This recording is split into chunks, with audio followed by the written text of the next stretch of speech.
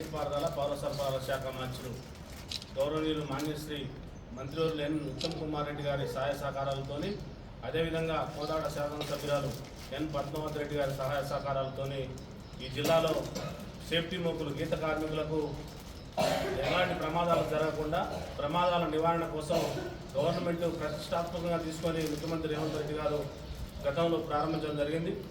దాన్ని ఇంప్లిమెంటేషన్ త్వరలో చేసి మరి ఈ జిల్లాలో అందరికీ ప్రతి ఒక్క గీత కార్మికుడికి అందే విధంగా మంత్రి గారు ఉత్తమ్ కుమార్ రెడ్డి గారు ప్రయత్నం చేసి కొన్ని వందల కిట్లు తెప్పించడం జరిగింది.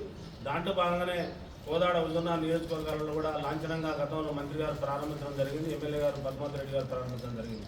కొంతమంది మిగిలిపోయిన వారు, ఆ రోజు ఆబ్సెంట్ అయిన వారు, వాళ్ళందరికీ కూడా ఈరోజు పిలిచి మళ్ళీ వాళ్ళందరికీ కూడా సేఫ్టీ మోకులు అందజేయడం జరుగుతుంది. ప్రభుత్వం చాలా ప్రతిష్టాత్మకంగా తీసుకొని కొన్ని వందల కోట్ల రూపాయలు ఖర్చు పెట్టి ప్రతి ఒక్క సేఫ్టీ